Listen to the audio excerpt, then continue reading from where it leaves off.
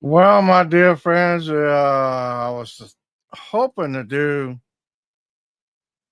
Thursday Night Live, but as always, with everything else that's going on, we're back to where we used to be at, with Cox with unstable connections. According to what I'm seeing right now, it says unstable is unable to transmit 100%. I don't even know how it's looking for y'all. But I just checked my connections with my current cable company, and it ain't the cable company. This program now, I've been noticing in the last 3 weeks, 4 weeks, they're adding more and more and more stuff to this. It was very simple. It worked fine, but they add more and more things because these people want these apps. And it seemed like to me now it's causing issues. So I got no clue. According to this, it's saying I'm unstable. So I don't even know how I'm transmitting. I don't even know if I'm transmitting. I don't know whether to call this and shut this down. This may be the end of Thursday Night Live Bible Study, because I went through this with Cox. I went through this with other programs. But the cable company that I got, their connection's showing fine. It can't be them. Now it's got to be the Dallas server, or the connection from Rev to Dallas is messing up. And if it is, there's nothing I can do about it. It's almost probably going to be over with. So, I'm seeing comments. I don't know how y'all are seeing this. I'm still showing red. It's unstable. That means it's bad. I tell you, folks, this discouraging. It really is. I got to be honest. With so much other issues we're facing, this. I don't know. I just don't know. But I keep saying comments. How y'all seeing it? I need to know. So either keep going or shut this down. I know it's a delay, but well, we're gonna try it. Anyway, we are Thursday Night Live Bible Study. We are going to try to do verse 18, part 18 in John chapter 3. So let's start with verse 16, which says, "By this we know love, because he laid down his life for us, and we all also ought to lay down our lives for the brethren. But whoever has this world's goods and see his brother in need and shuts up his heart from him, how does the love of God abide in him? My little children, let us not love in word or in tongue, but in deed and in truth. And by this we know that we are of truth, and shall assure our hearts before him. For if our heart condemns us, God is greater than our heart and knows all things." And verse 21, which says, "Beloved, if our heart does not condemn us, we have confidence towards God." Verse 22 says, "And whatever we ask, we receive from him, because we keep his commandments and do those things that are pleasing in his sight. And this is the commandment that we have: we should believe on the name of the Son, Jesus Christ, and love one another as he gave us commandment." And verse 18, which is our lesson verse for tonight, says, "My little children, let us not love in word or in tongue, but in deed and in truth." You know, so you know, yeah, I think it is, Lisa. It might be Facebook. It's hard to tell. I'm gonna have to rewatch this video on YouTube to see if YouTube plays right and Facebook is doing it. So anyway, when we're looking at verse 18, and I had to look at this. I was supposed to have done this last week, but I had some other issues going on. And the week before that, we had some issues going on. So we're having some problems. And I'm not going to go into detail what they are, but it's just been very hard. It really has. So when I was studying for this, supposed to be 2 weeks ago, and there goes my indigestion, I was looking at this and trying to understand everything that John's been alluding up to. He's been talking about love, the outworking love, the imperative of love. He's really been talking a lot of things to us as straightforward adults. But now he comes back and uses this word again, "my little children." So Here again, and according in this passage in verse 18, we see John now turning back to the wording little children. Now, what's John is doing here? Well, what he is doing right now by reverting back to little children, to us, to the readers, and to them back then, he's really admonishing them with the tone of a spiritual father. You know, he's trying to, to get the readers and people back in his time, and for us, to let us know as a loving father, a spiritual father. And what he's doing, he is pleading what we call a heartfelt response of his children. Now, what is he pointing out to us in this passage? Well, again, if you think about it, what he is pointing out to us, that love requires more than idle talk. Talk is cheap, as some people say. Some people say all talk, no action, right?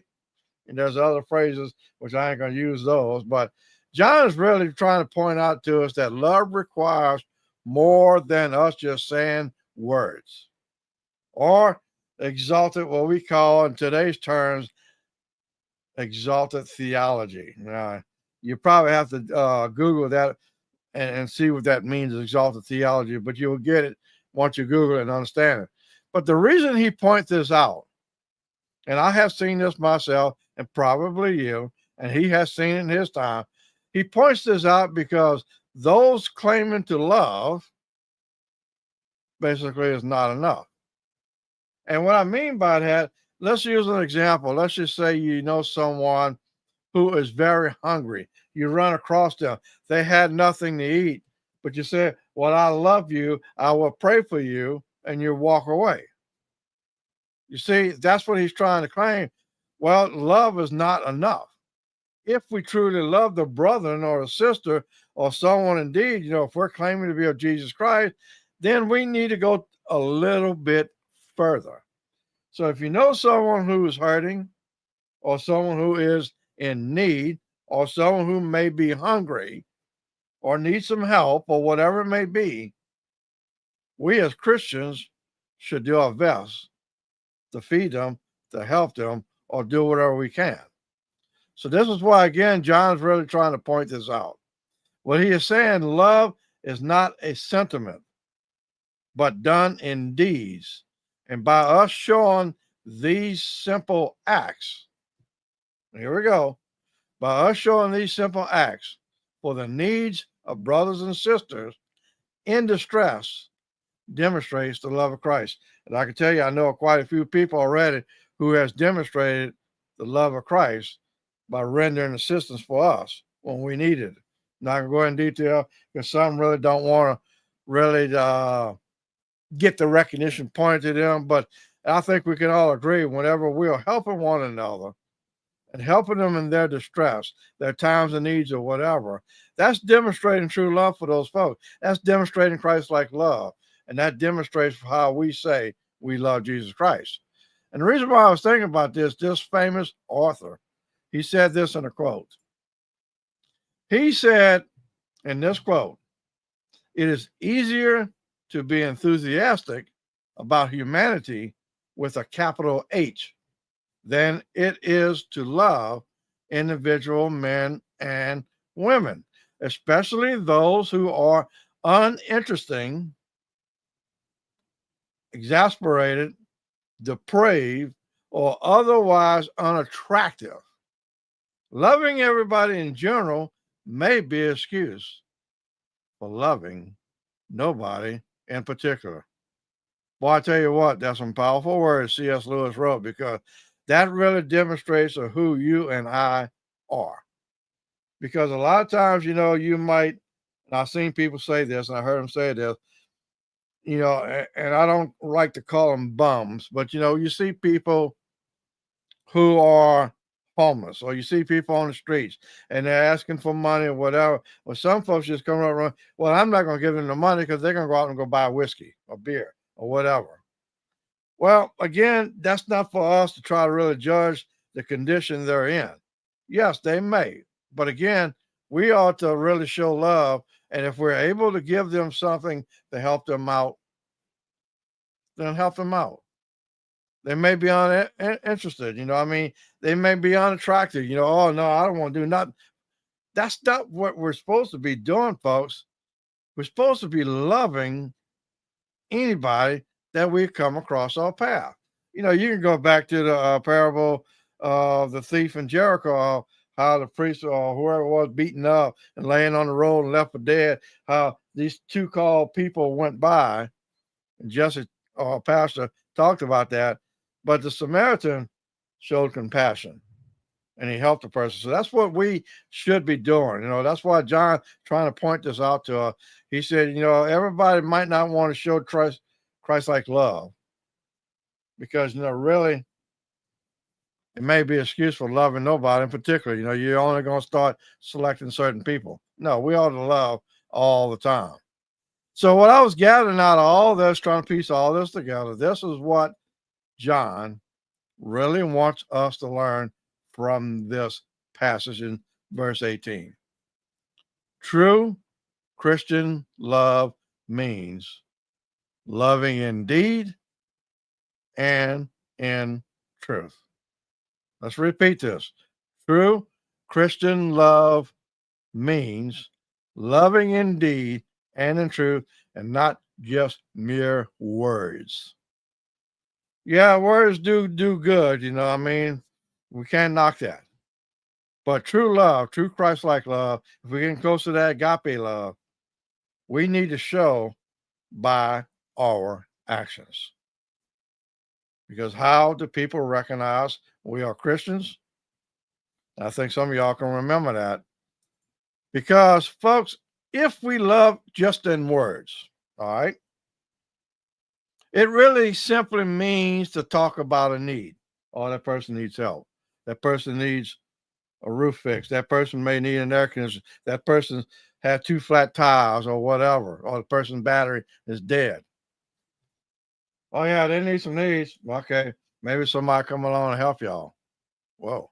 No. If you are truly a Christian and you happen to come upon them and you see a need, we ought to try our best, if we are able, to do so indeed. So we need not to talk about the need, but to love indeed, which means to do something about meeting that need. Sometimes some of y'all get sick, other people bring you food, soup, or whatever. That's doing a deed. Other people might be struggling where they can't get the car fixed, and you come along and you know how to fix it. Well, you fix their car. You see where I'm going with this? This is what John's really trying to get us to understand in this passage.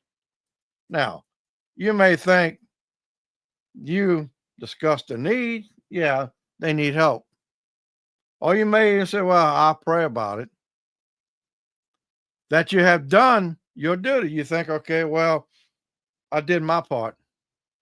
You see, folks, but again, John is trying to hit home to us the teachings of Jesus. Love involves more than words. Basically, what it calls for is sacrificial deed. And I'm trying to point this out because many of us who may be watching this, who might be watching this later on, I heard some people say they do watch this. If you know how to do things, or you've been given great talents and gifts, sacrifice your time to help that person in need. When you do that, that demonstrates love. When you try to help a community, you try to help fellow brothers and sisters in church, you try to do more than just saying words, you are really, truly demonstrating love because you see the need. So while the need's there, then you do the deed to try your best to help. Or you might be good at organizing a few other people who may have the way to meet their needs, but there's many ways that we can do this. Just don't say, well, that person needs prayer, or that person needs help, or that person needs new tires or whatever. If you can do it, if God granted you that, or if he gave you all this, talents or money or this or that, whatever, Do your best to help. You see, because what John's really trying to refer to in this passage, on top of everything else, to love in tongue is the opposite to love in truth. We can say they have a need, they need this, they need that, but then if we do nothing about it, that's the opposite to love in truth. It means for us to love insincerely. To love in truth means to love a person genuinely from the heart, not just from the tongue. And look, I'm a little bit guilty of this sometimes. When I see needs, sometimes I don't help. And I've been convicted of this a lot lately, because more I've been getting into studies about the imperatives of love, or the outworking of love. I've been seeing, there's a lot of, you can call it issues in my life that, hey, I'm not doing everything fully as I should. So I'm trying my best to help whenever I can, the best way I can, and not just say the words. Well, they can use some help. Maybe if you go to so-and-so church and ask them, they probably help you. If you're able to do it, if the Lord leads you to do it, do it. And see, when you do that, when you show that kind of love, when you demonstrate that kind of love, folks, this is why people are attractive by genuine love, but they are repelled by what I call artificial variety, meaning they're choosing what they want to do. And this is one reason why sinners back in the day and even today are attracted to Jesus.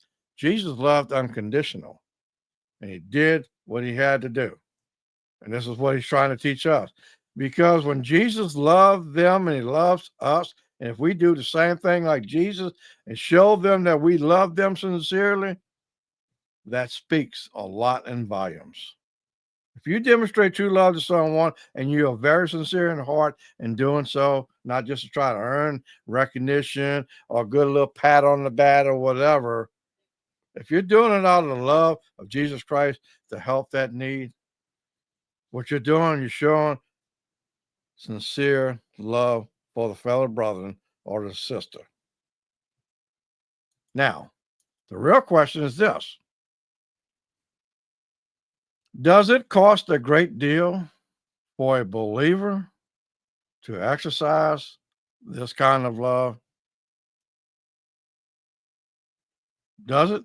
Does it cost a great deal for the believer to exercise this kind of love? Yes, my friends, it does.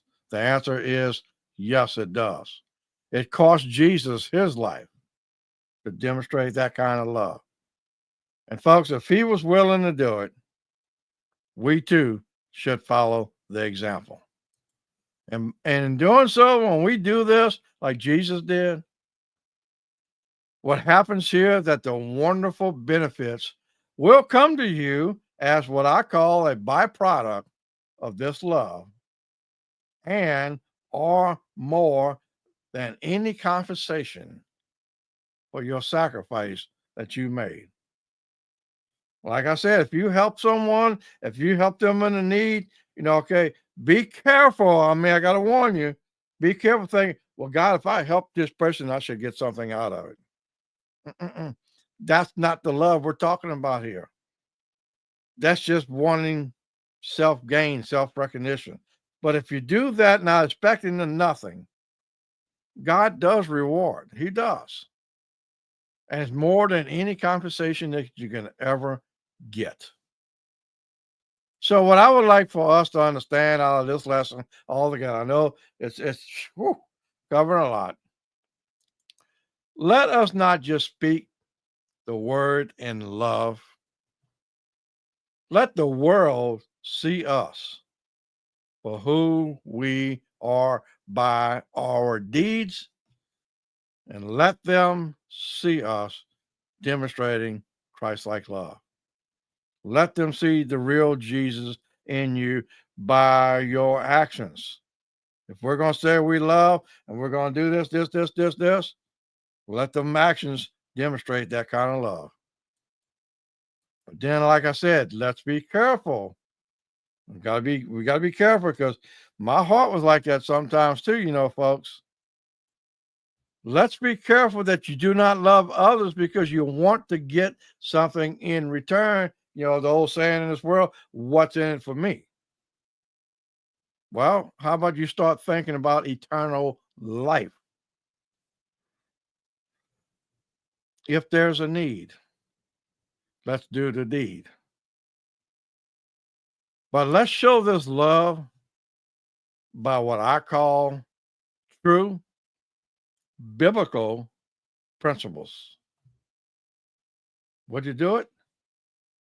Well, let's start working on it. And which teaches us in all this that self sacrificing love is required of us as believers.